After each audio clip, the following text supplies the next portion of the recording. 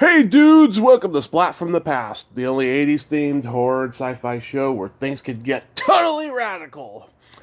Now today, I will be welcoming my first guest ever from Die Hard, Eddie the Hitman himself, Dennis Hayden. Dennis has been in so many great movies and TV shows. He made his debut as a bartender in Tomboy, probably my favorite low budget movie of 1985. I've been trying to get Betsy Russell on forever. I don't know if that's ever going to happen, but at least I have him from that. He was also in JoJo Dancer, Your Life is Calling You with Richard Pryor.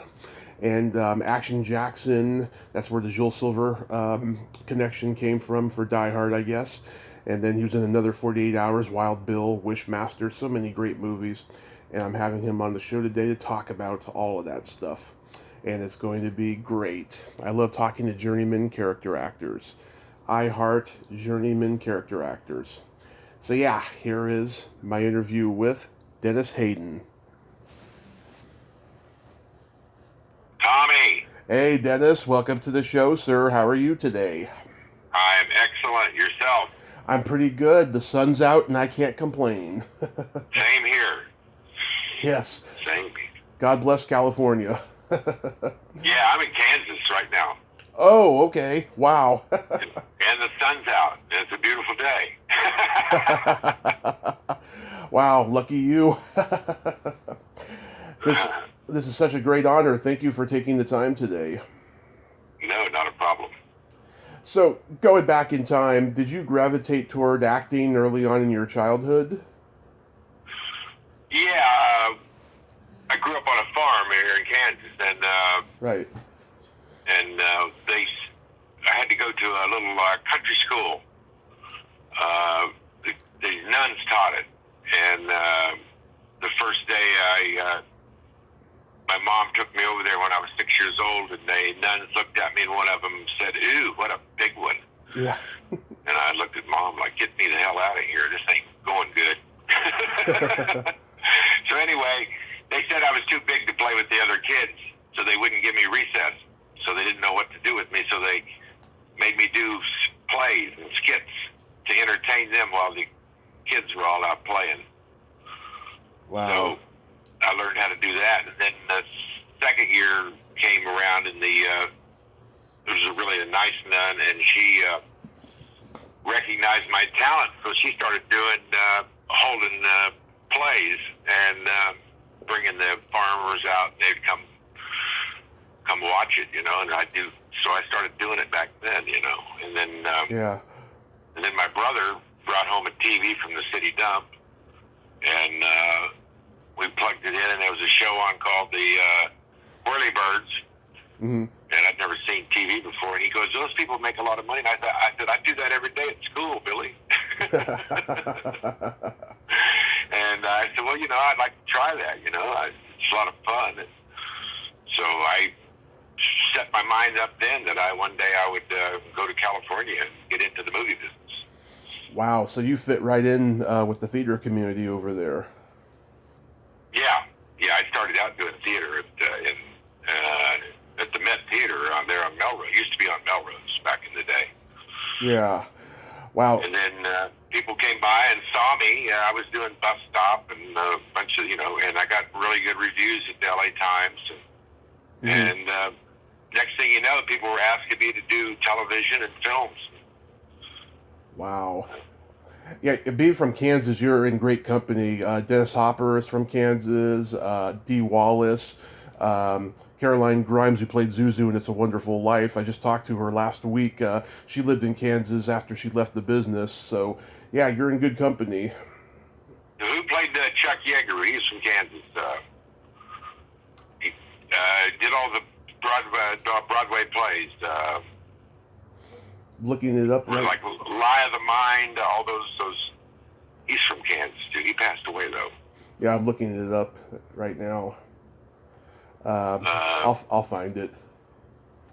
But yeah, I was reading that you played football. What position did you play? I played tackle, Mm-hmm. and I played offense and defense. Yeah, I did too when I was in high school. I was offense and defense, and I played a little bit of linebacker, but I was too big for that, you know. But it was the most fun. I loved playing linebacker. Yeah, I would have loved to done. One time they needed a few yards, and they called it tackle around, and they handed me the ball, and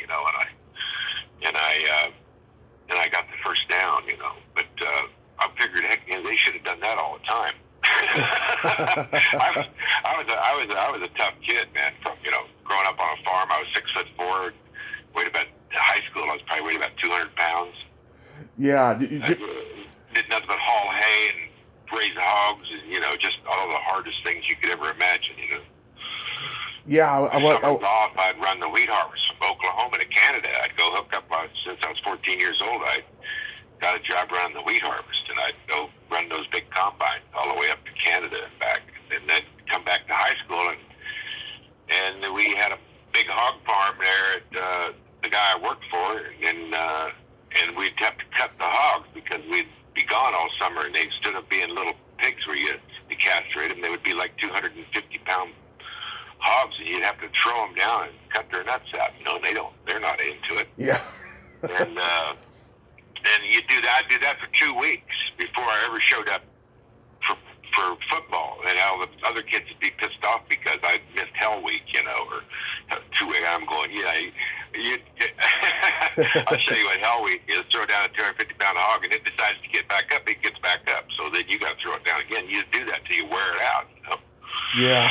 And we had hundreds of them we had to go through. So. Yeah. Were you on the? Football was pretty easy for me. Yeah, were you on the trajectory of possibly playing professional if acting didn't work out? I had scholarships from Alabama to Missouri Southern to Kansas State, KU. I had like 8 or 10 major scholarships, but back then they didn't pay anything. You know what I mean? It was like it was like $800 for a university, and then you had to, get yourself a place to live, and then they'd always go, well, we can get you a job at a filling station. I go, when am I going to study? Yeah. But anyway, I took Fort Scott. It was a junior college, not too far from this farm that I worked for, this farmer I worked for, and I went up there, and they paid, I think, books and tuition. I don't know. It came to like $400 or something. Mm-hmm. And I was going through that, and that was working out pretty good. I was kicking everybody's ass, whatever it was, and then the coach was just a psychopath, and he was a winning coach. He was like one of the winningest JUCO coaches there were at the time, and I'd say his name, but he's not worth it.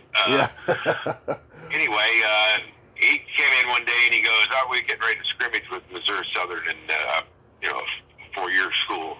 And that was going to be one of our scrimmages before we started the season. And so he come out and on the field and he tells us, and this one guy that was I called him a Greek god. This guy was like he was like the O.J. Simpson of his times. I mean, this guy was badass. I mean, he could run. He was smart. He was everything, and he lockered next to me, and he was like, I'd never seen anybody so ripped in muscles, like they all are now, but, back then, they weren't that many that was just like that, And the coach told us he'd kill us if we were doing 3 practices a day up to that point. He goes, well, he said, you're not in shape, I'll kill you.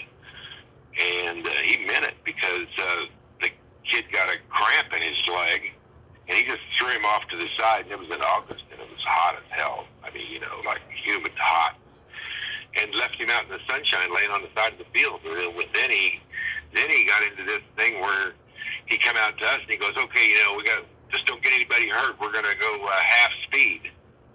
He comes over and tells me, because I was running the defense, he goes, we're going half speed. Hayden, tell everybody. Half speed, everybody. So then he goes back in the huddle. I got really good hearing, and I could hear him go, well, hit Hayden full speed. Mm-hmm. And I went, well, what the hell is that? What the hell is that all about? So, I was ready for the guys, when he came at me, and he hit me full speed, and I laid him out, and then the other guy too that was running with me. So he comes over and starts screaming at me. Yeah, what I told you, half speed, Hayden. And I'm sorry, coach. I saw the guy coming at me. I panicked.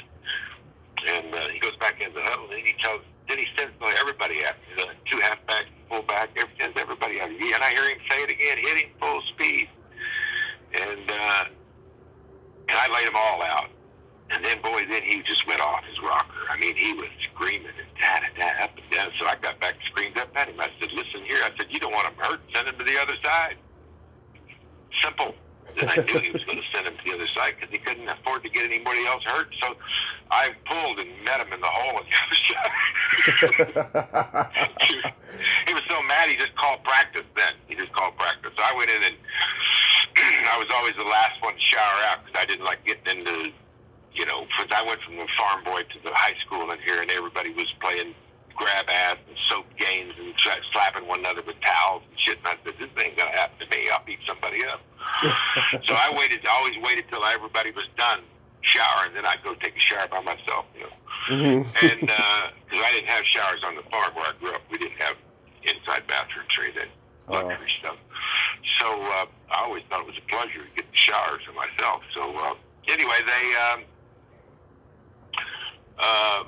I come back out, and they're just now starting to attend to my friend on the field, and the sun's going down. And anyway, he had a cramp in his leg, and all they had to do is put some salt under him, give him some water or something, put him in the shade. He'd have been fine, but no, they left him out there in the hot sun, and it cramped up his legs. He was so muscle-bound that it started cramping up his leg, went all the way up and cut his heart off and killed him. Oh, my God. Yeah, so then now we're at the funeral, and a bunch of the guys just quit because this guy was just such an asshole, so a bunch of guys quit, and I didn't even think about quitting. I was, trying to get some shoes. I wear size 17 shoes, and they have me in size 12s, 13s. So my feet were killing me, and so we're at the funeral, and the coach comes up, and now he's all humble. He's like, hey, Hayden, you're not going to quit, are you? Some of the guys quit, and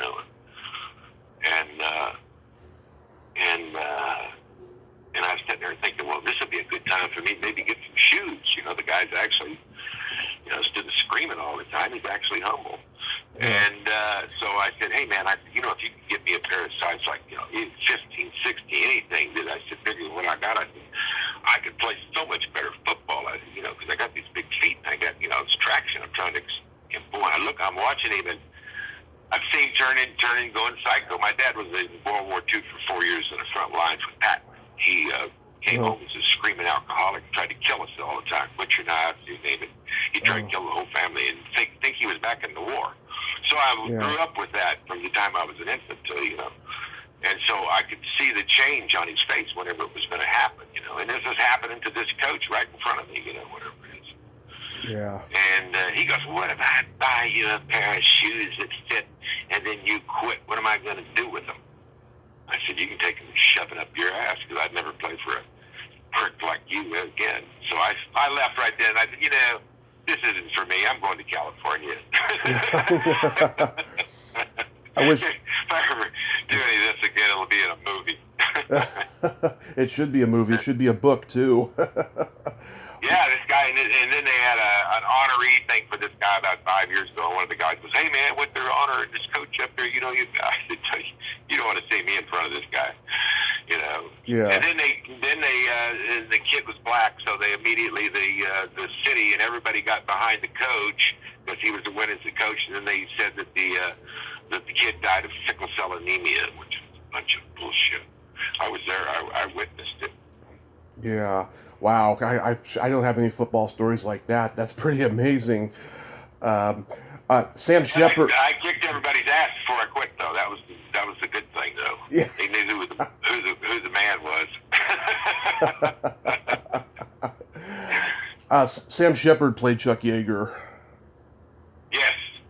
Yes. Yeah, he's from here, and he was married to Jessica, a blonde girl that was in a lot of movies too. Jessica Lange. Yeah, they lived here in Kansas. Yeah, very talented couple, I have to say. Yeah. So, what year did you move out to L.A.? Oh, probably 71, 72, somewhere in there. Yeah. Were you just a theater guy at first?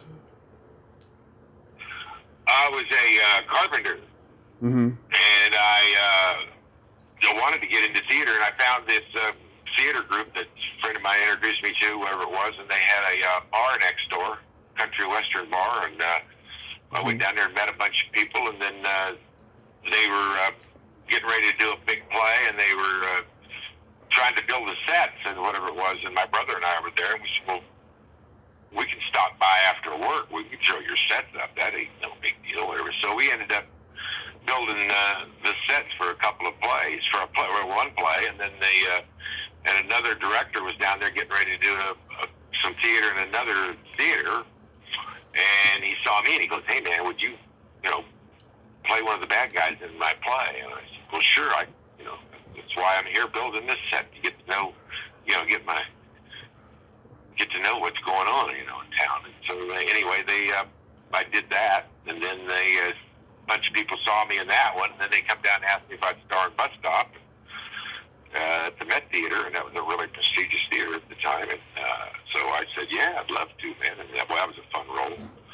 And then I did that, and then like I said, then some TV directors and movie people saw me and started casting me in movies and stuff. And I never have had a real agent. You know what I mean? Yeah. I mean, I tried to get into some agencies, but when Die Hard came out, because I just did Action Jackson and Slam Dance, Murphy's Law, and a bunch of big films, and I said, well, maybe I could get an agent, So yeah, I set up some meetings with some agencies and actually got a meeting, and I went in and I said, well, I said I just finished Die Hard, and they said, no, you didn't. That was Huey Lewis.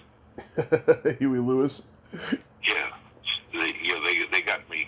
That's the whole thing about Huey Lewis is absolutely hysterical. I mean, everybody thought I was Huey Lewis. Yeah. And back then you didn't have computers or phones or anything like that, so you couldn't go, hey, wait, here I am right here in IMDb, because IMDb didn't exist then. Yeah. I couldn't convince them that no, that was me, and they would know that's Huey Lewis. Then I was a liar in front of them, so they didn't want nothing to do with me. And then the Cleveland show, the cartoon show. Have you ever seen it? The Cleveland show. Oh, the cartoon. Yeah. From Family Guy. Yeah, Family Guy. What's his name? Seth MacFarlane. Yeah, MacFarlane. So he thinks it's funny to do the Christmas parody, the Die Hard parody for Christmas for the Cleveland show. So he takes my character and they tune me and they call him the guy who looks like Huey Lewis. So then they hired Huey Lewis to do the voiceover. Yeah. So I get no money for that. It runs every year, all Christmas. It's on right now somewhere. And because man. and I know Huey Lewis because I was singing on Tanya Tucker's album TNT, and everybody kept coming down the hallway. I had real long hair and a beard then, and I have long hair now, and a beard, and everybody kept coming up to me and going, "Hey man, there's a guy down Studio B who looks just like you." And I go, "Yeah, I hear that all the time. People used to tell me I look like people. I'd meet him or see him and go, I see no resemblance whatsoever." So anyway, I go down to I go out to the bathroom, whatever it is, one of the breaks, and all of a sudden I'm getting ready to walk out, and this guy comes walking in, and I did a double take. I went, "Damn, that's a miniature me." He had long hair and a beard too, and he was in a band called Clover. And and I looked at him and I go, "Oh, you're the guy they tell me I look like." And he goes, "Yeah, I've been hearing the same thing in my studio about you." And so we introduced one another, and I was way bigger than him. You know what I mean? Like, he's not a very big guy. No. And so that was that. And then, like I said, then for Die Hard, I had completely short hair and stuff. But Huey Lewis had, he did too, and had all the hit songs out and stuff. And I guess he was in He was in some movie. Back to the Future. Yeah, he had a part in Back to the Future, whatever it is. So now he was an actor, and everybody just figured that was him in Die Hard, you know. So I still get, you know, stuff flack about that all the time, constantly. You know? Yeah. I don't think we probably aged completely different. I saw him on something the other day. We don't look anything alike anymore. Fans are crazy. Yeah. Oh my God. Was your first movie Tomboy? Yeah. Yeah. It's one of my favorites. You play a bartender in it? Yeah. That was a good one. Yeah. That was the first movie that was. I've done other movies before that, but they never really went anywhere or made it. You know what I mean? Like independent movies that the distributors steal. Yeah. Do you remember the names of any? Not really. I was trying to. I thought I know some characters. I played a spaceship guy and stuff like that, but I have no idea what the names of them were. You know, just did them. Oh. Tell me about working with Charles Bronson on Murphy's Law. Charlie was. I thought Charlie was very cool up until one point, and then I lost all respect for Charlie. Well, first of all, he made him dig a hole, that pit we were in. He made us dig that out so that we'd be shorter than him. I mean, yeah, wouldn't be as tall as him. Yeah. You know, he'd do anything, stand on apple boxes, whatever, so he wouldn't look short around you. And then that I didn't care, because that's an old thing. They've been doing that for 100 years in Hollywood. But then we were just there one night, and we were shooting at night, and Charlie was having a talk with everybody, and this kid was there, you know, and he was just like, you know, probably a 8, 9, 10-year-old kid, and he was with one of the crew. And, you know, they didn't have a babysitter or whatever it was in the nighttime, so they brought their kid to work. And, boy, he went off. I mean, he just went psycho on him. I mean, get that kid out of here. What's he doing here? You know, just, like, freaking out. Yeah. Okay.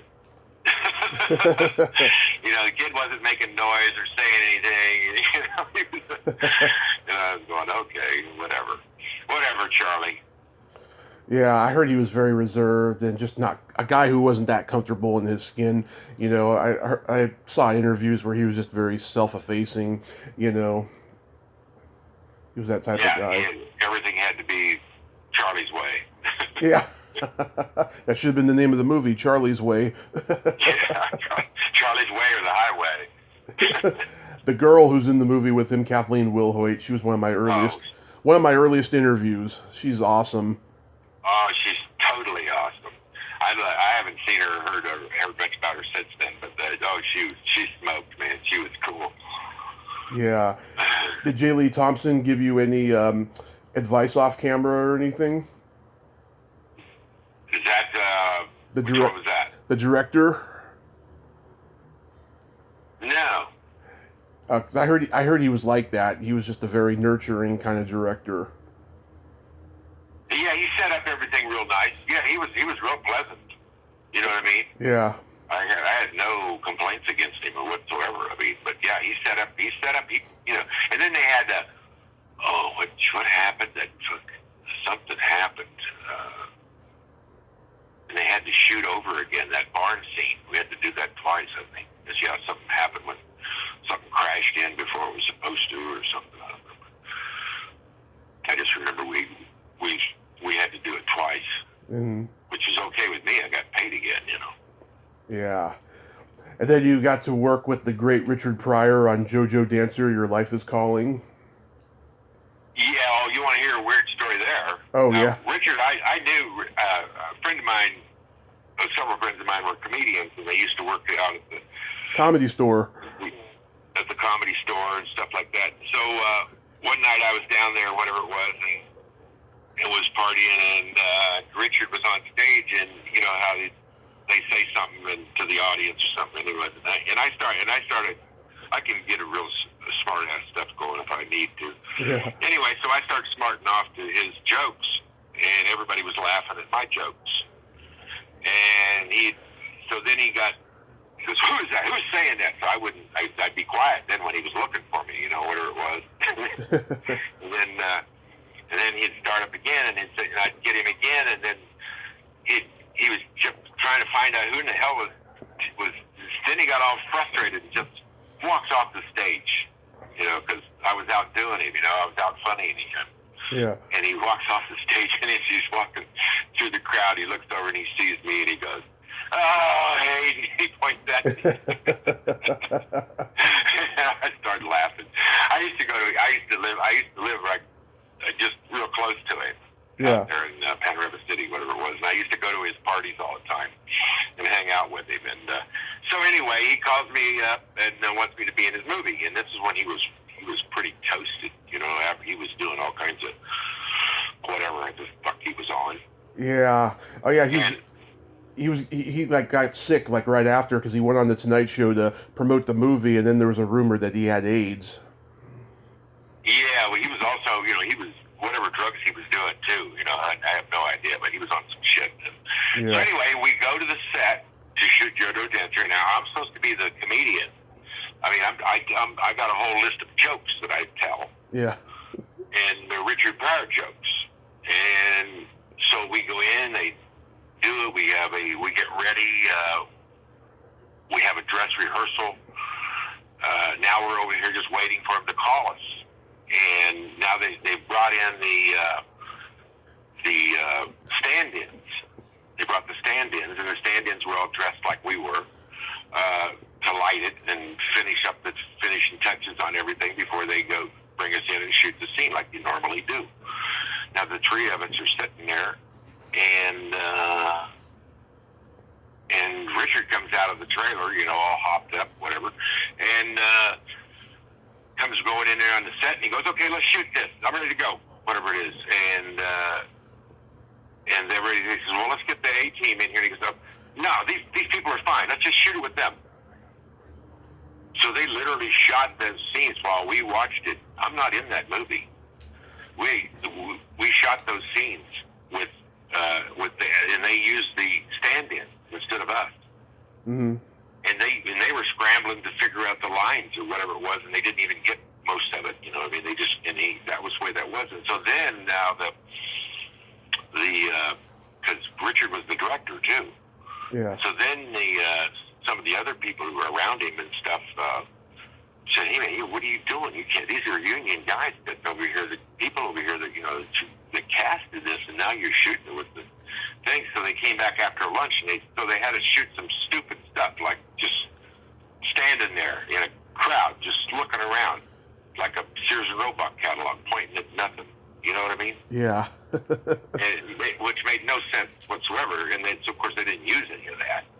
And then they let us go, whatever it was. And then, like I said, when the movie came out, I wasn't even in it, but they got my name on it, like I am. Yeah, that happens a lot. I've noticed ever since I started this podcast. I talk to actors and I find out that they weren't in the movie, but their name was. Right. He did all kinds of weird stuff like that. So. Yeah. And that was the way I quit. I quit even going, and they invite me to their parties and shit. I wouldn't even go or any of that stuff, I said, That's good, yeah. Who'd you hang out with? Because I've interviewed a lot of those old Comedy Store guys. The Rico brothers were my two of my favorites. The Rico brothers. As you walk into the Comedy Store door, their name is right there underneath David Letterman. Okay, yeah. I mean, I know a lot of the obscure ones though. Those ones they don't ring a bell, but. Yeah, I mostly hung out with not really too much famous. I did, too much of the famous ones, real famous, other than Richard Pryor. Mm-hmm. But I'd have to think about it.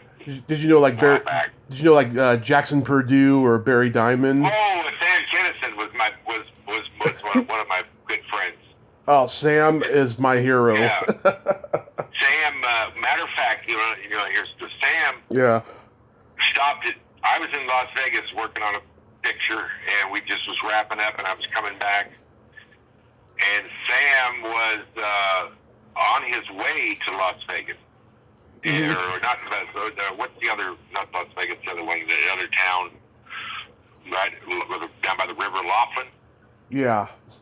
Somewhere, yeah. He was going to do some comedy there, and then he was going to go to Vegas or whatever it was. And so I was leaving Vegas, and I just got a call from actually Rico, and he said, "Hey, Sam just stopped by and he signed the contract because I had 3 films that I was going to produce with Sam starring in them, comedies."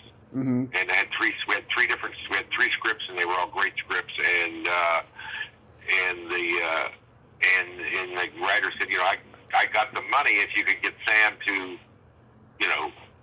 say that he wanted to do them. So Sam said, I'll read them.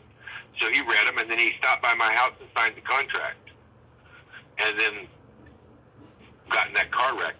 I was coming home, and he was going that way. So we just passed one another, and then he got killed. So yeah. There went those 3 movies. Yeah. But I have his vest hanging in here on my wall right now. He took it off and gave it to us. Nice. Yeah, I've interviewed his brother Bill. He loves his brother a lot. Oh yeah, I tell you who his manager, or his personal manager, is still a really good friend of mine. But Bill, I didn't know that well. I met Bill a few times. Yeah. But Dylan's the one who killed himself, right? Because I don't know. One of his youngest brother committed suicide. Was his name Dylan? I think so. I don't know. I never really got into the family that much. We were, usually just, hanging out. Okay. So when you did Action Jackson, was that the first time you worked with Joel Silver? Yeah. That was a fun one. So the director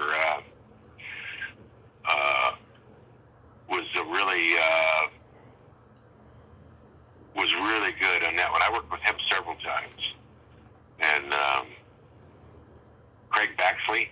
Yeah. Craig Baxley.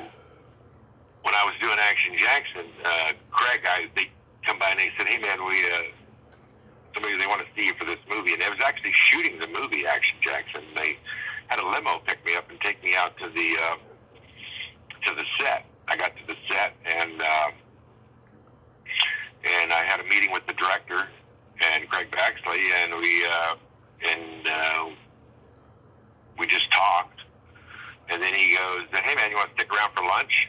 And I went, "Well, sure. I'm an actor." All actors are starving. They need lunch. So Yeah. I had this lunch. So anyway,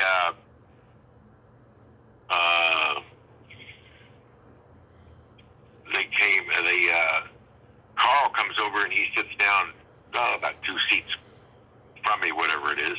Mm-hmm. And he didn't really pay any attention to me.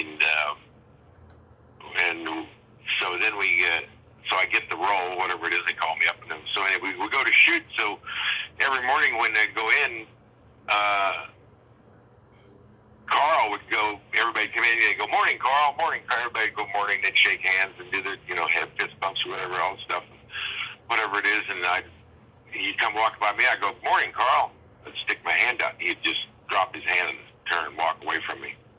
And I thought, well, what the hell is this all about? I'm bigger than he is. I don't know if that's got anything to do with it, but I'm playing the bad guy, so maybe he's trying to do character, so I'm not gonna, But I just thought that was weird that he'd do that every morning. So then we actually started shooting the film, and then we had that one scene where he was supposed to kick me in the nuts or whatever it was, and he actually kicked me in the nuts, as hard as he could, and not twice almost, whatever it was. And you're only supposed to kick, everybody knows how to do that kick. You kick in the side of the leg, and So anyway, the director comes over and he goes, I'm laying on the floor. He goes, "Hey, we got to shoot this again." He goes, "That doesn't look real." I said, "If it gets any more real," I said, "there's going to be a real fist fight." So anyway, so then after that was over with, then it was a hit. And I'm doing Die Hard, and Carl comes over to the set now because I shouldn't even tell all this stuff. But anyway, he was dating one of Joel's secretaries and whatever it was. And then I think when that went south, the secretary was gone, and Carl must have been losing because now he comes out to the set and he wants to hang out with me because, you know, to have an excuse to be on the set. You know what I mean? So then he becomes my best friend. So then we actually got along great and had a good time. So I just wrote the whole other thing off as characters. You know what I mean? He was a good guy, I was a bad guy, and he wanted to keep it that way. So, but he's pretty cool. I like him. Yeah, my dad. I'd work with him any time though. You know. Yeah. My dad met Carl Weathers at a celebrity softball game, like right around that time. He just took, he asked him for his autograph. He just took it, scribbled it, and gave it back to him. Oh, wow. Yeah. Well, maybe that's why he didn't go far. Maybe, yeah. I mean, he did some good work, though, you know, but he didn't go that far, unfortunately. But to this day... They should. I also heard that they had lawsuits over the script. Oh, yeah. On Action Jackson, and that's why they didn't come out with a sequel. There was no reason to have that sequel. I mean, to not have that. And then the Princess Girl that worked on that, she was fun. Mm-hmm. Oh, yeah, Vanity. I did movies with both his girls. Yeah. Yeah, weird. And they're both passed away. They both became ministers. Yeah. And she couldn't keep her clothes on, man. It was first time I met her was walked into trailer to do makeup, and she was standing in there completely naked. I said, "Wow, this is nice. You know, I can hang out in here." Yeah. And then every time I'd run into her, she was naked. I swear. Yeah. And then at the end of the movie, they took us to. We were doing voiceover together, and they put us in a room together, whatever it was, and we were both doing voiceover, and it was kind of low light. The light was low and stuff like that. And I was thinking, yeah, this is the first time I think I've hung out with her for any length of time when she's had clothes on. I know, it's a funny switch, you know, she turned, you know, after she got sober and everything and went into the ministry. Yeah. But I'm glad she at least found some closure in herself, you know, before she passed. Yeah, exactly. Yeah. Yeah, what a sweetheart though. You know what I mean? She really was. She really was. She was a super nice person. Yeah. Now, when you did Die Hard, did you do any like research into Eddie's backstory? No. Because he's like a classic mob hitman. Yeah, you know, but you know something. There's a guy on Facebook. Can't throw his name out right. It's a Joseph. I think it is Joseph something. Now he just did a whole backstory on Eddie, and he's doing it on all the on a bunch of the characters, many as he can get a hold of. And this backstory that he came up with is actually somebody just wrote it the other day. Goes, I mean, this is better than the movie. Mm-hmm. He put this whole backstory together about me, and he took stuff. He went through, you know, the internet and found all kinds of stuff out about me, and then he wrote this backstory of how Eddie became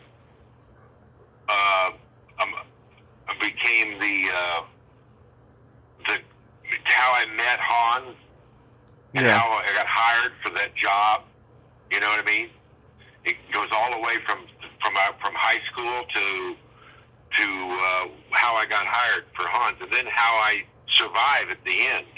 See, I do a lot of interviews at Christmas time for that movie, and I did one at there at the Groman's Chinese Theater there in LA and Hollywood there, and Stephen D'Souza was there, the writer. Right. And that's another story. How when I got cast in that movie, I was in Die Hard. I was one of the first terrorists to be killed. Yeah. And I wasn't really happy about that. I was going, wait a minute, you know, here I just did Action Jackson for this guy, and then he gives me this great part, but I get killed halfway, you know, a third of the way through the movie, I get killed, and you know, and I said, well, that ain't gonna be, you know, I can't make no money doing that shit thing. So anyway, I ran into this lady by fate that because I used to do a lot of music stuff and down there at the Butler Building there on Santa Monica Boulevard there at Butler in Santa Monica, the music building there, and there was this lady in there. She handled Herbie Hancock and a bunch of big musicians at the time, and she was a personal manager. And my buddy was a producer down there, and he kept saying, "Man, you got to get a personal manager or something. Somebody needs to, you need somebody working for you. You're doing all this stuff." And I said, "Yeah, it'd be nice." But every time I go to talk to somebody, the first thing they want to know is who you did, So anyway, this lady was out in the hallway, and he goes, "Oh, what's her name?" She's a manager and I said, "Would you ever handle any actors?" And she says, "No, but I've always wanted to." And I said, "Well, I would like to have somebody manage me." And she goes, "Well, what have you done?" And I started naming off some films, like Action Jackson and Murphy's Law. And I did Slam Dance with Tom Hulse right after he won the Academy Award for Amadeus, you ever seen that one? It's one of my favorite movies of all time. And actually, F. Murray Abraham won the Academy Award, but he shared it with Tom Hulse. Ah. Yeah. I told F. Abraham, I said, "Listen, you put that character in mind 2 or 3 more times, I said, you'll have a hit movie." Yeah. And he laughed at me, whatever it was. And then when they showed it at the theater, the only time that they ever got a laugh in that movie was when my scenes came up. And I mean, it was an hysterical laugh. And it happened every time. I used to take to the show and go, "We'll watch a third of it." I said, "The first third I'm in," I said, "You'll see."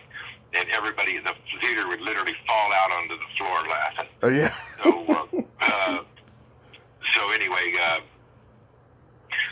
she goes,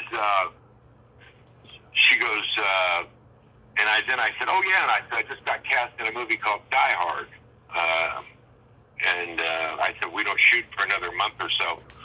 And she goes, "My future brother-in-law was one of the writers of Die Hard," and I went click. Really? I said,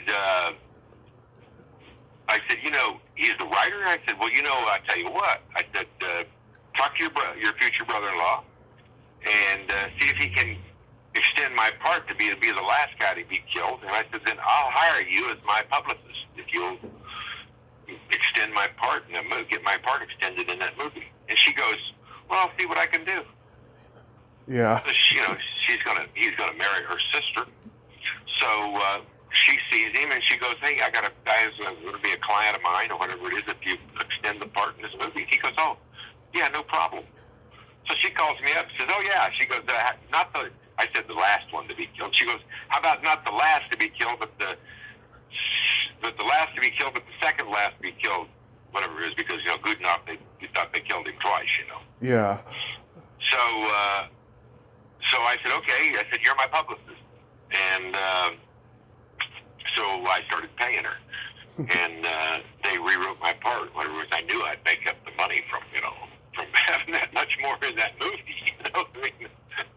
So that's how I extended my part in Die Hard all the way to the end. And so then I tell the story. So anyway, Stephen D'Souza and I are at the theater, and they're doing a question and answer afterwards. There at the Gromans, and I told this story. I just thought of it one day. I said, nobody knows this, but I didn't tell that story for 25 years. Yeah. I kept it to myself. And so one day I was doing an interview for somebody or whatever it was, and I told that story, and they published it. And Stephen D'Souza read it, you know what I mean? And now the cat's out of the bag that he rewrote my part, you know what I mean? Yeah. So now we're together for the first time since Die Hard. And at the theater, and we're the only two there. So we're up on the stage after the screening, and there's a question and answer, whatever it is. And so somebody said something about me being killed in the movie, whatever, and I goes, no. I said, I wasn't killed. I said, I had a steel plate in my forehead. I said, it was, from the war. And I said, when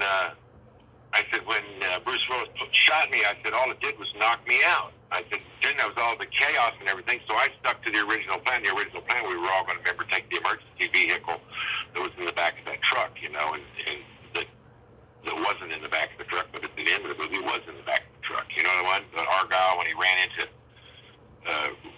crashed into the guy in the ambulance, the Theo. Yeah. At the end of the movie.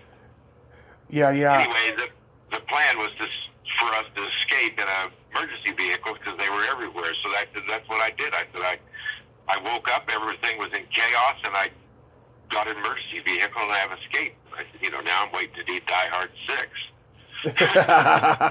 You still could. I said it's either get my revenge or we team up together, Yeah. So I put that out, and so Steven D'Souza is there, and they ask him about something, and he tells the story how he extended my part. Yeah. So it was official. You know what I mean? So it was. Yeah. It wasn't me just making up stories. It was the writer himself actually exposed that that's what happened. Whatever it was. Yeah. But, I went to, and I probably would have done more for Joel, but when we went to, they sent us to military school. And weapons training, and me being a farm boy and everything, and I was just a natural, whatever it was, and I did get drafted into the Army back in the Vietnam era in '70. Yeah. But they, it was like fun for me. It's like playing cowboys and Indians kids. I was going through these buildings with pop-up targets and doing somersaults and loading my gun on the roll. Yeah. And coming up and taking out the targets, and I never missed ever. The whole time, the 2 weeks that we did this shit, whatever it was. Yeah. And I never thought anything about it, whatever it was. And everybody's going over to the general, whatever. He was a trainer for like the SEAL Team 6 and all those. He was a big time boy. And I'm getting ready to leave. Everybody's over there kissing his ass, going, "Hey, thank you. I want to get the hell out of here." So I'm headed to my car, and he comes running after me. He goes, "Hey, Hayden, I got to tell you something."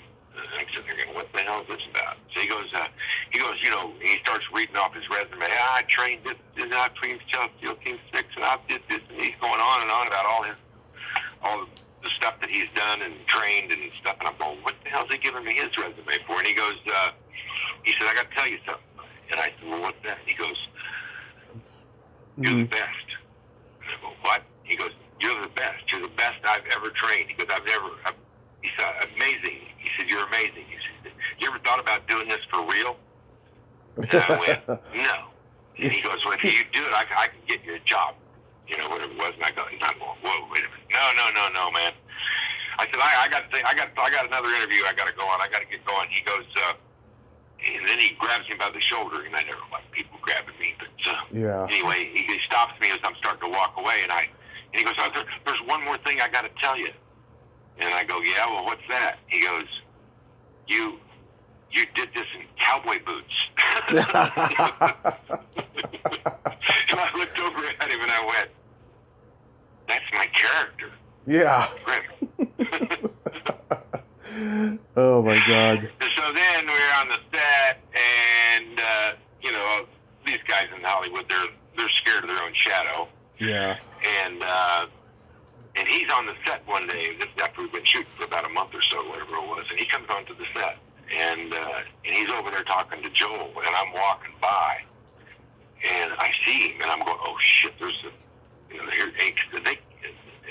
this guy who wants me to be a mercenary," and so I tried to ignore him, so he didn't see me, but he saw me, so he has to yell out my name or whatever it is, and then I just stepped behind the flat where he was standing on. I wanted to hear what he was going to say to Joel, and he started telling Joel what a natural born killer I am, and and all this stuff. And I'm going, "Oh shit, I'll never work for this guy again." Yeah.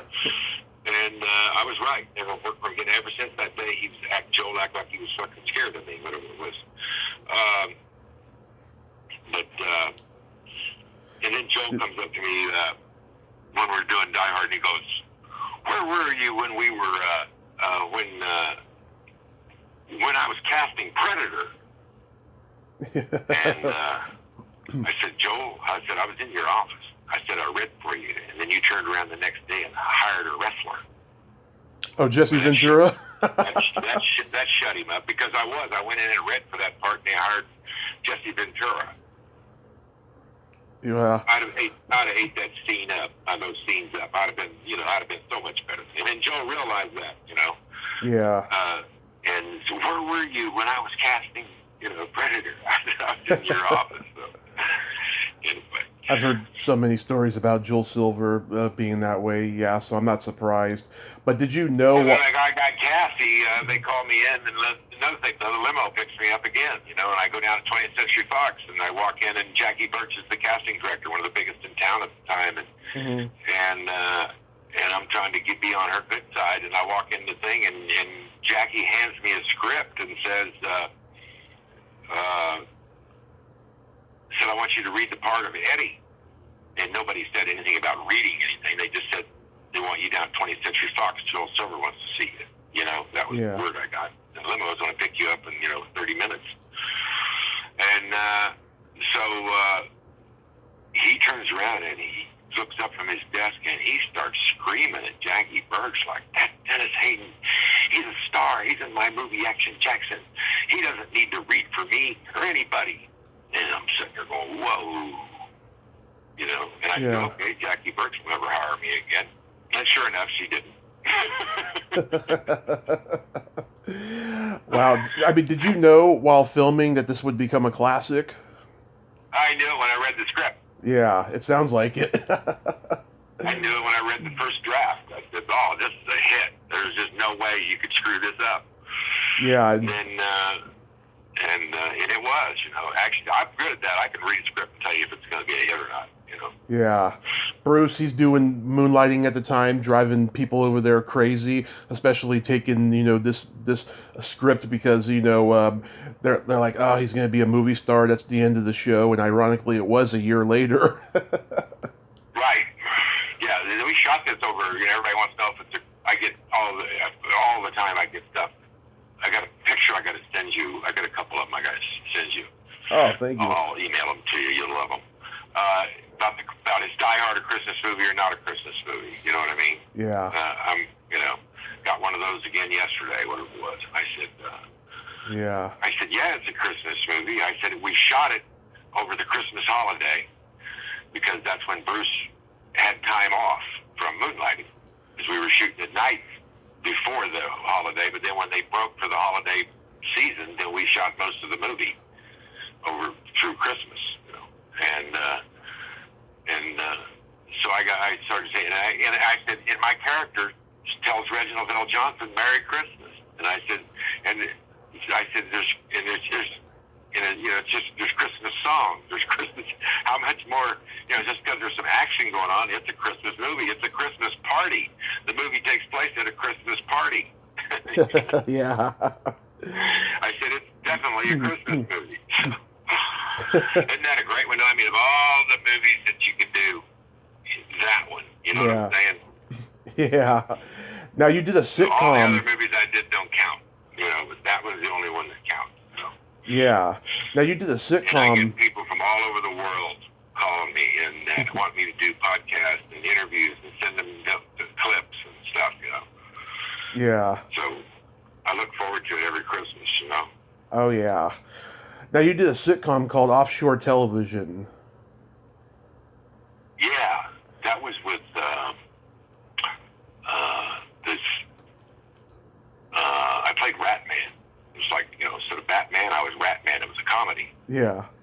And Timothy Leary was my roommate.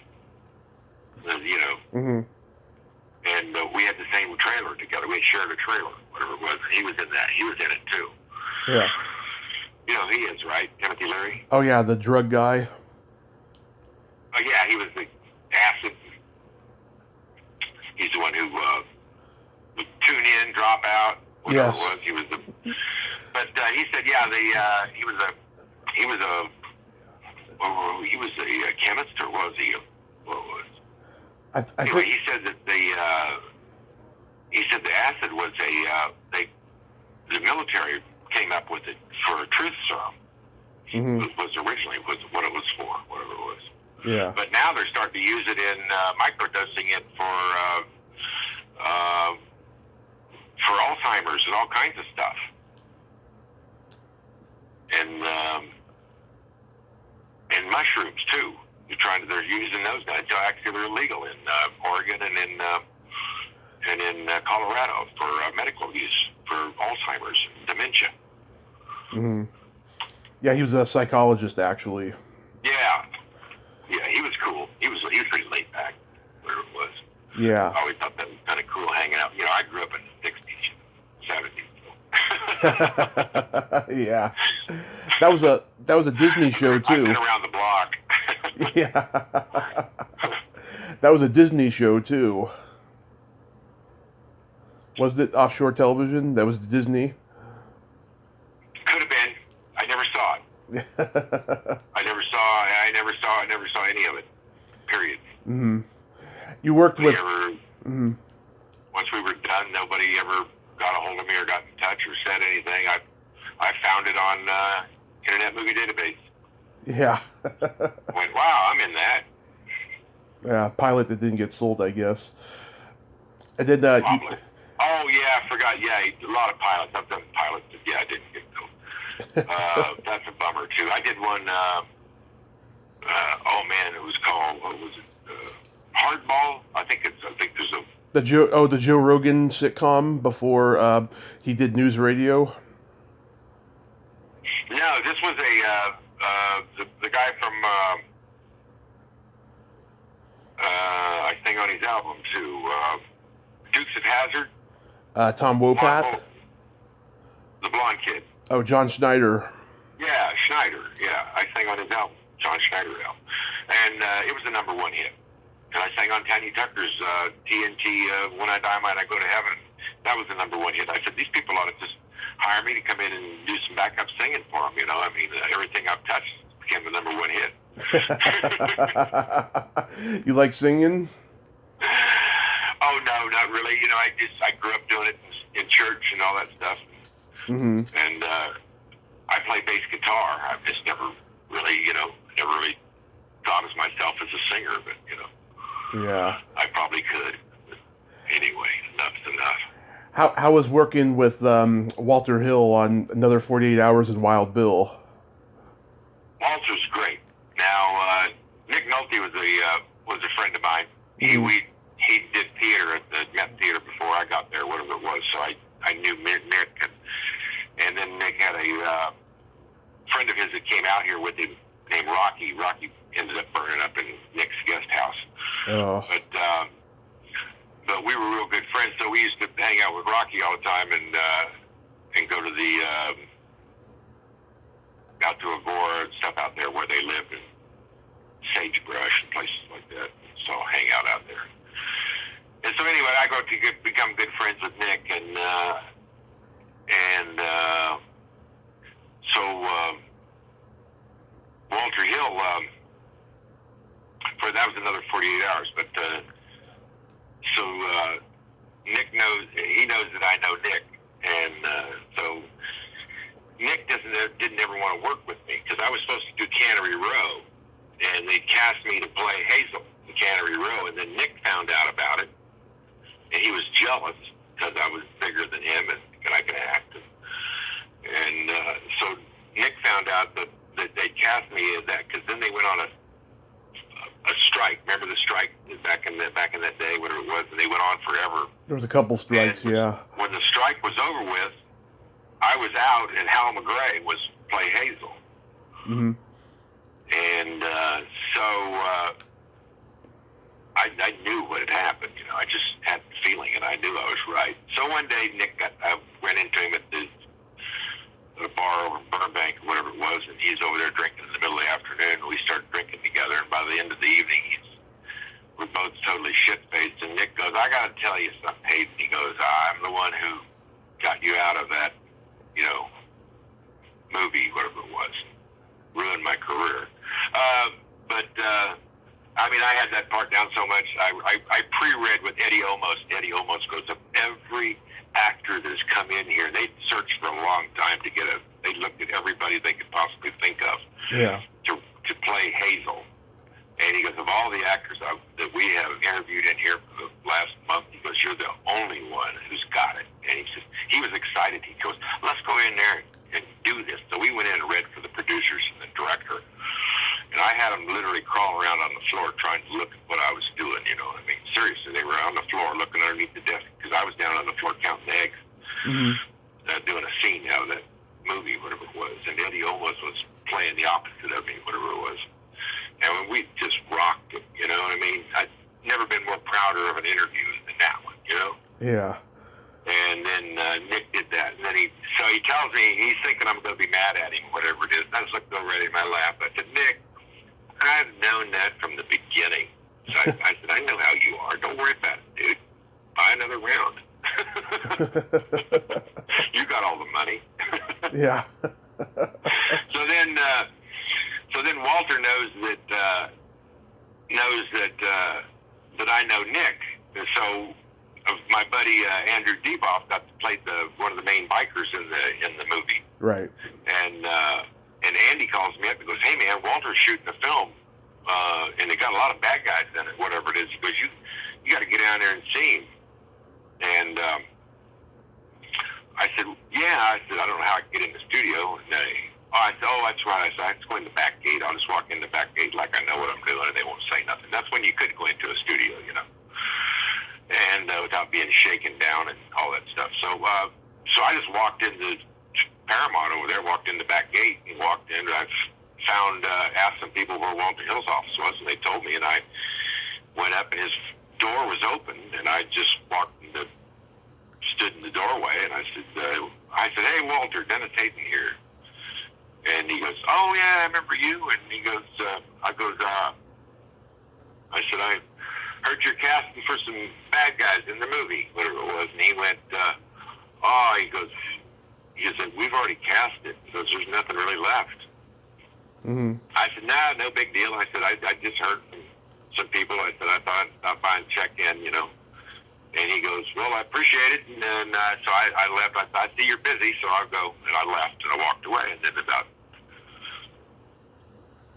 4 or 5 days later, I get a phone call, whatever it is, and it's Walter Hill. Walter goes, hey, man, he goes, I wrote you a part in this movie. He goes, he said, don't tell Nick or anybody, whatever it is. And I'm sitting there thinking, well, this is even getting better because he's not going to be pre-warned, you know? Yeah. So then I showed up, and beat the shit out of Nick for about 2 weeks. It was funny. And in the scene, if you watch the scene,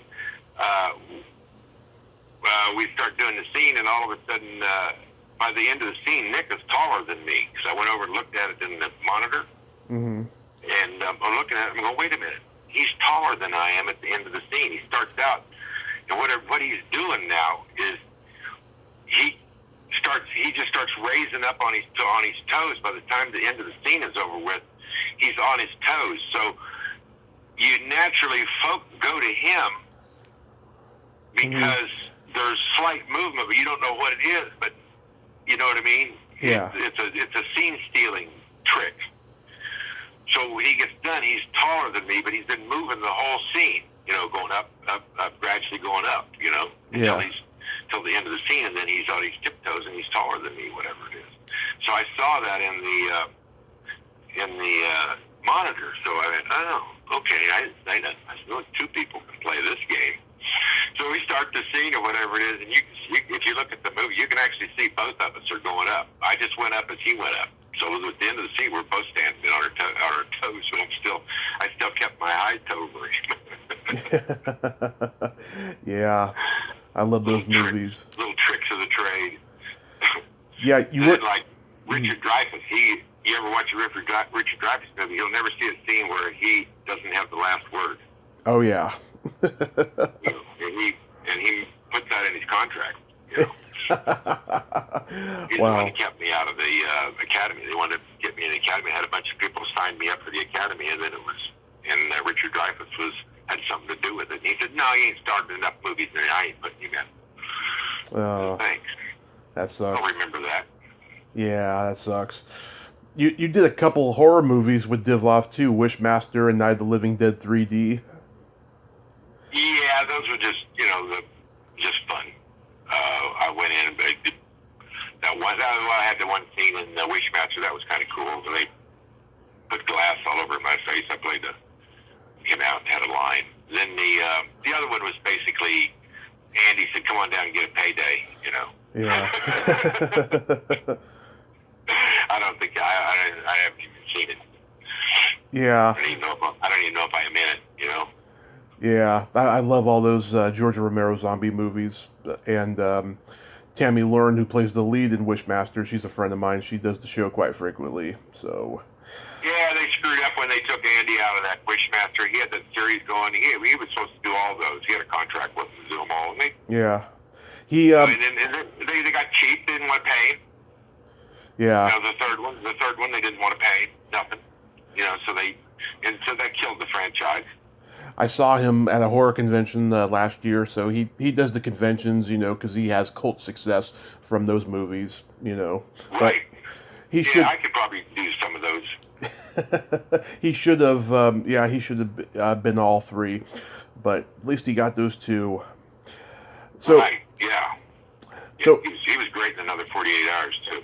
Oh yeah, playing James Remar had played the bad guy in the first one, playing his brother in the second one. He was pretty damn good, I have to say. He's probably one of the more talented actors out. He speaks 11 different languages. Really? Fluently. Wow. Fluently. Oh yeah, he's. They've never really tapped into that man's talent, and he's got him. He's definitely deep. Wow. So at this time of COVID, are you still auditioning or acting at all? No, I'm hiding out on my ranch in Kansas. Yeah. I haven't been anywhere since February. Last year. February. You haven't done like... And it's everywhere. My neighbor next door over here, I say next door, half a mile away, the only one, and then he's got a neighbor across the road from him, and they both have COVID, and he has been on a respirator for 30 days, and they took him off the respirator, and then they had to rehabilitate him in order to learn how to breathe and learn how to eat, learn how to do anything again. Close your hands. They put you in a coma for however long. And his wife had it, but she managed to stay out here on the farm, and my brother has it right now. Ronnie, he's got it over at his farm. But some people, and then I had some of these other people they were older, but they went to, the wife got it, she went to the hospital, they put her on a respirator, and 3 days later, he ended up going to the hospital, and he died within 2 days. And she was on a respirator for 3 months, and then just woke up and found out that they'd already been a funeral. Her husband was dead, and so yeah. That's awful. You guys out there in California, they're shutting things down, right? Oh yeah. It just started up again over here in Redding. It's pretty serious. L.A. Everybody I know in L.A. is just going out of their mind, and. I'm just worried about the next year or so. I hope a miracle can happen. A Christmas miracle can happen, Yeah, I was hoping the Galactics would show up here and say, "Hey, we got the cure for you guys," and then they'd be welcomed. we woke up and it's the Twilight Zone.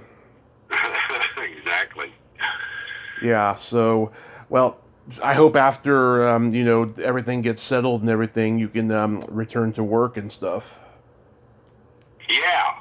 I got some projects I'm gonna that I'm probably gonna produce myself. Nice. I did The Man in the Iron Mask with William Richard. You ever see that one? Boy, that's a good one. Man with the Iron Mask, I think so.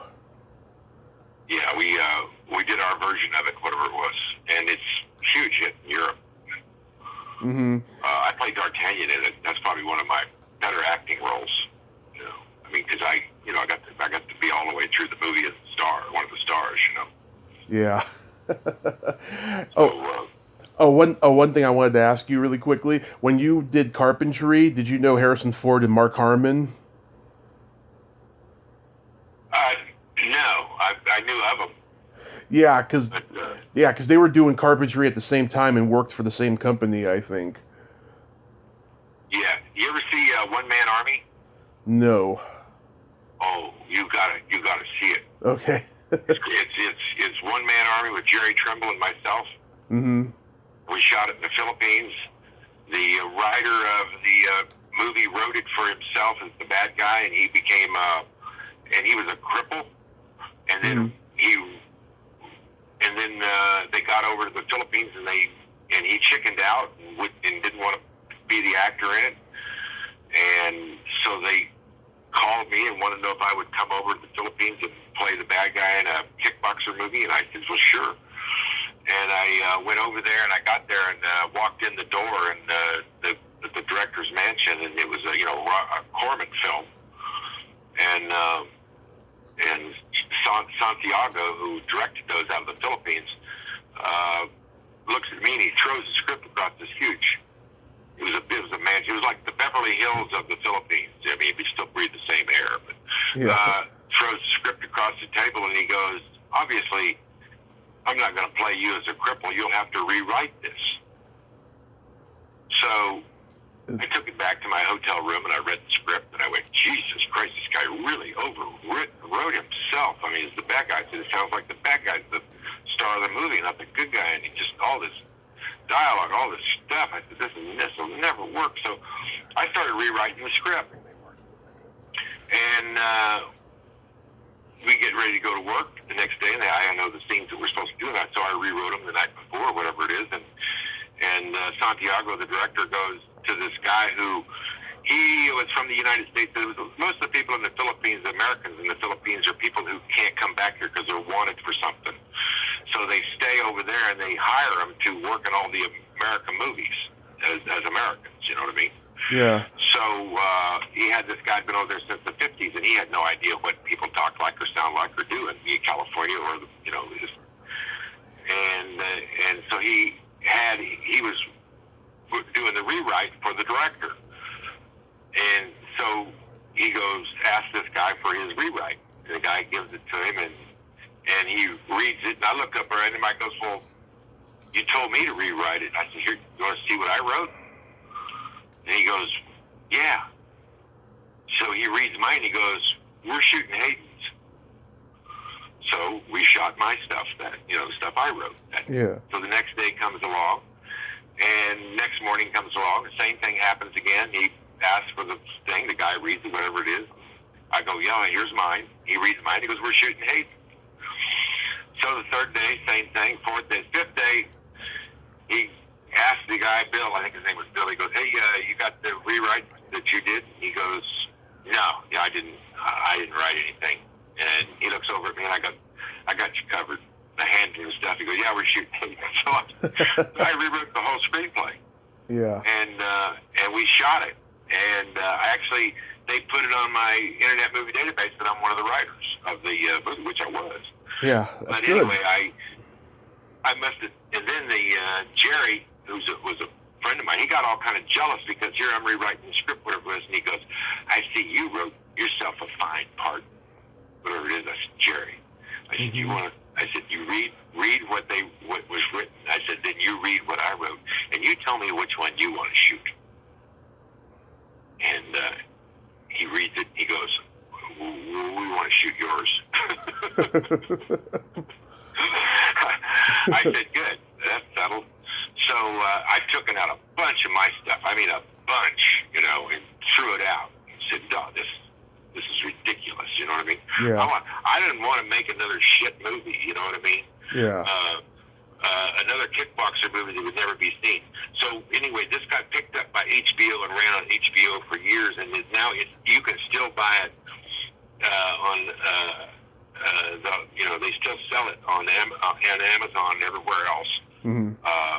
and on the DVDs, and it's good. I mean, it's really good. And I've had people, I've seen reviews of it, and people go, if anybody was to ever get an Academy Award for a B movie, it would be Dennis Hayden. Yeah. And it's that kind of a performance. I'm serious. I start out as the nicest guy in the world, you think, and then by the end of this movie, I am the most terrible person you ever wanted to meet. I shotgunned my own wife over drugs. I just on and on. I mean, the stuff I do in this movie is, and then the fight scene at the end, that's the killer one there, man. That's a good one, too. I scripted that one, too. I remember Jerry he's going, hey, if you probably would hate this, but you hear this. He's a lot smaller than me, too, so he says at the end, he goes, there's a scene where I throw him over these elevated railroad tracks in a lumber yard, whatever it is.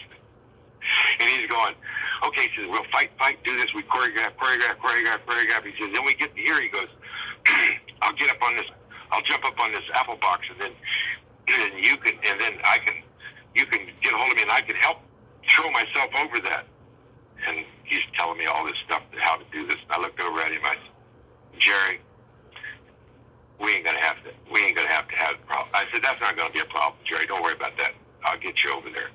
He's going, no, we can do this, and then I can do this, and then I can do this. I said, Jerry, I got this. Don't worry. I'll get you over there. Don't worry. Getting ready to do that part of the scene, whatever it is, where he fights all the way up there. I just picked him up over the top of my head, just threw him into the box like he was a 10-pound bag of sugar. The look on his face would come up out of there. He's like, he had no idea. He'd never been picked up by a real man before and just thrown across the room like he was, a wet dish rag, Yeah.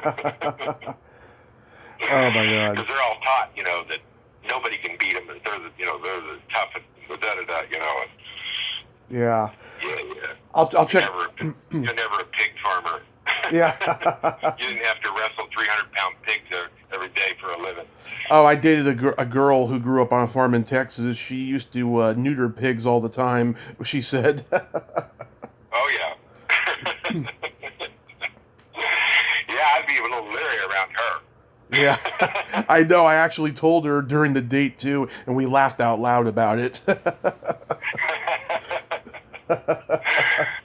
funny. Yeah. But yeah, there's a great scene in that Perry Mason movie of the week I did. We shot in Colorado, whatever it is. There's a scene in a building there. If you ever get to see that one, it's the stunt guy, whatever it is. I'm robbing this place, and I'm hiding down behind the window, and all of a sudden the guy comes in with the flashlight, the blonde-haired kid. But they had a stunt guy there to do the scene through the window. We're timing it. I jump up and I punch a hole through this big plate glass window and grab the guy and drag him into the side, and then we had this big fight inside where the vault is. And so we practice, and there's a guy down here in the corner of the glass, and he's supposed to hit it with a ping, and when you hit it with a ping, the glass is safety glass type stuff, and the glass just falls straight down. You know what I mean? Mm-hmm. You ever seen that? The Perry Mason? They hit it with a sharp nail or something at the end. The glass was like safety glass. Safety glass, and it just falls. Oh yeah. Whatever it is. Yeah. So anyway, we time it, and he's supposed to do it. So anyway, I'm hiding behind the windowsill, and then he's looking in the window, and I pop up in front of his face, and I punch a hole in the window, but the guy doesn't ping it. So I just punched a hole right through the middle of the window and grabbed the guy by the neck, stunt guy by the neck, and yank him through the window, whatever it is. And it's like, it looks like one of those cartoon things. This guy doesn't ping it. There's a hole goes through the sides of my fist, and then I drag him through the hole and throw him on the floor, whatever it is. And then he's on the floor, whatever it is. I look at him, and all of a sudden there's just like all these hairline blood starts coming out all over him. You know what I mean? Where there's hairline cuts all over him. Whatever it is. And, but if you see the scene, it just slow it down. It's like, crazy stuff. Yeah. Anyway, it's all the fun stuff of making movies. Well, I'll definitely check out the one you wrote. Was it One Man Army? You said One man army. Yeah. One Man Army. Starring Jerry Trimble and Dennis Hayden. Awesome. Oh, it's a keeper.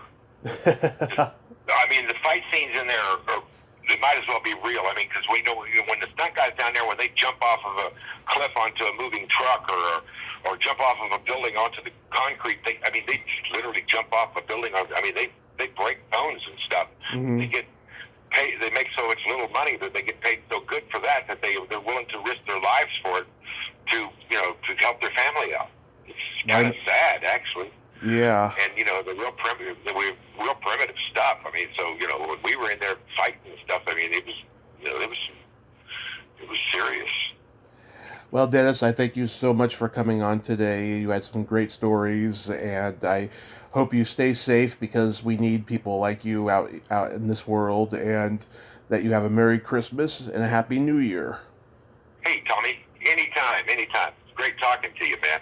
My pleasure, sir. Great talking to you. Have a great day. You stay safe out there, man, and hopefully one of these days we'll get together and have tea or something. I would love that, sir. Thank you. All right. All right. Bye-bye. Bye. Well, there you have it. Dennis Hayden. Ain't he a cool dude? Oh, what a nice guy, huh? Great stories. I love people from the South. They just got the best stories ever. Well, that's all the time we have this week on Splat from the Past. Till next time, this is Tommy Throwback Kovac saying, there's no shame in living in the past, because the present sucks. Later, dudes.